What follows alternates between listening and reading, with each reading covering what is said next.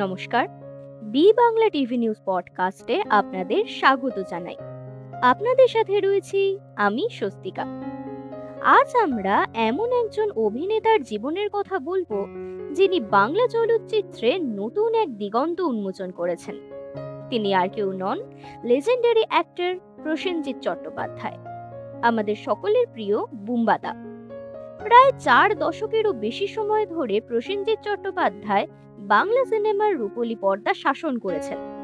তার অসাধারণ কর্মজীবন, চ্যালেঞ্জ এবং বাংলা সিনেমায় অবদানের কথা আজ আমরা বিস্তারিত জানব। চলুন তাহলে শুরু করা যাক শুরুর দিক থেকেই। প্রসেনজিৎ চট্টোপাধ্যায় 1962 সালের 30 সেপ্টেম্বর কলকাতায় জন্মগ্রহণ করেন।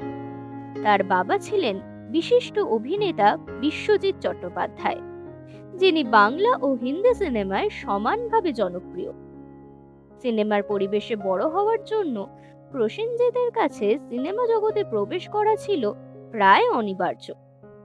শিশু অভিনেতা হিসেবে তিনি প্রথম অভিনয় করেন 1968 সালের চলচ্চিত্র ছোট্ট জিজ্ঞাসাতে। এটি তার অভিনয় দক্ষতার প্রথম পরিচয়। তবে নায়ক হিসেবে তিনি আলোচনায় আসেন 1980-র দশকে। প্রসেনজিতের প্রথম বড় ব্রেক আসে 1983 সালের দুটি পাতা ছবির মাধ্যমে। বিমল রায় পরিচালিত এই রোম্যান্টিক ড্রামায় তার অভিনয় দর্শকদের মন ছুঁয়ে যায়। এটি তার প্রধান নায়ক হিসেবে পথ চলার শুরু। তবে সেই যাত্রা সহজ ছিল না। 1980-র দশকের শেষ দিকে বাংলা সিনেমা বলিউড ও অন্যান্য আঞ্চলিক সিনেমার সঙ্গে প্রতিযোগিতার মুখে পড়েছিল। তবুও প্রসেনজিৎ বাংলা সিনেমার মূল ধারার নায়ক হয়ে উঠেছিলেন। দেবশ্রী রায়ের সঙ্গে তার জুটি অত্যন্ত জনপ্রিয় হয়। 1987 সালের অমর সঙ্গীর মতো ছবিগুলি বাণিজ্যিক দিক থেকে সফল এবং বাংলা সিনেমার ইতিহাসে স্মরণীয় হয়ে রয়েছে। তিনি রোম্যান্টিক, আবেগপূর্ণ এবং অ্যাকশনধর্মী চরিত্রে সমান দক্ষতার সঙ্গে অভিনয় করেছেন। 1990-এর দশকে প্রসেনজিৎ ছিলেন বাংলা বাণিজ্যিক ছবির রাজা।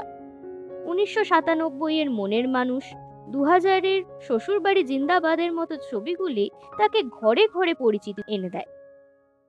তার পর্দায় ক্যারিশমা, মন কাড়া গান এবং সংলাপ তাকে সাধারণ মানুষের সঙ্গে গভীর সংযোগ গড়ে তুলতে সাহায্য করে। তবে প্রসেনজিৎ শুধুমাত্র গ্ল্যামার এবং তারকা খ্যাতির মধ্যেই সীমাবদ্ধ ছিলেন না। তিনি সবসময়ই অভিনয়ের প্রতি গভীর ভালোবাসা এবং সিনেমার মানোন্নয়নের আকাঙ্ক্ষা রাখতেন। প্রসেনজিৎ চট্টোপাধ্যায়ের কেরিয়ারের সবচেয়ে চমকপ্রদ দিকটি হল তাকে পুনর্নির্মাণ করার ক্ষমতা। 2000-এর দশকে যখন বাংলা চলচ্চিত্র নতুন ধারায় এগোতে শুরু করে, তখন তিনি বাণিজ্যিক ছবির বাইরে নতুন ধাঁচের চরিত্রে অভিনয় করতে শুরু করেন। 2006 সালে দোসর সিনেমার মাধ্যমে এই যাত্রা শুরু হয়।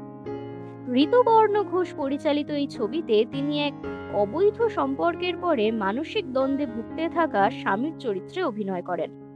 তার এই অভিনয় সমালোচকদের কাছে ব্যাপক প্রশংসা লাভ করে। পরবর্তী সময় অটোগ্রাফের মতো ছবিতে, যেখানে তিনি এক সুপারস্টারের চরিত্রে অভিনয় করেন, তিনি নতুন প্রজন্মের কাছে নিজেকে নতুনভাবে তুলে ধরেন। ঋতুপর্ণ ঘোষ, সৃজিত মুখার্জি এবং কৌশিক গাঙ্গুলির মতো পরিচালকদের সঙ্গে প্রসেনজিতের কাজ তার ক্যারিয়ারকে অন্য উচ্চতায় নিয়ে গেছে। ঋতুপর্ণ ঘোষের দোসর, চোখের বালি এবং সব চরিত্র কাল্পনিকের মতো ছবিগুলোতে তার অভিনয় ছিল অসামান্য। সৃজিত মুখার্জির সঙ্গে অটোগ্রাফ এবং 22 শ্রাবণের মতো ছবিগুলো তার জনপ্রিয়তাকে আরও বাড়িয়ে দেয়।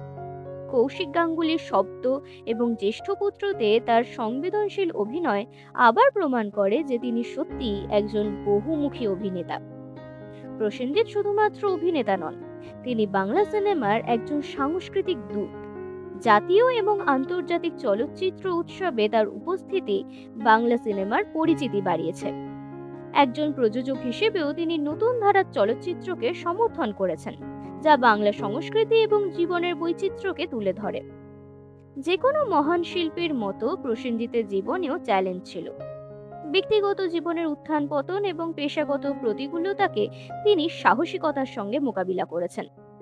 তিনি নিজে প্রায়ই বলেন, পরিবর্তন গ্রহণ করার মানসিকতা এবং কঠোর পরিশ্রমের মাধ্যমে তিনি দীর্ঘদিন ধরে ইন্ডাস্ট্রিতে টিকে আছেন।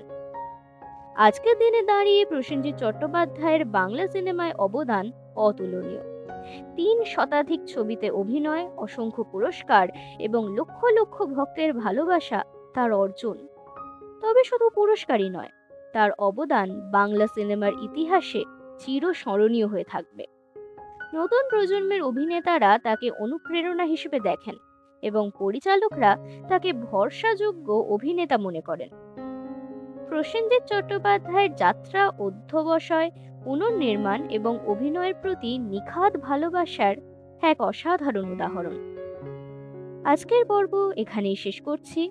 আজ আমরা বুম্বাদার শিল্পকর্ম এবং অবদানকে উদযাপন করলাম।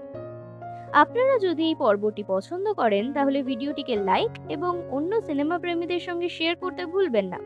এরকম আরও পডকাস্ট শুনতে চাইলে সাবস্ক্রাইব করুন বি বাংলা টিভি নিউজ চ্যানেলকে। পডকাস্টটি সম্পূর্ণ শোনার জন্য ধন্যবাদ।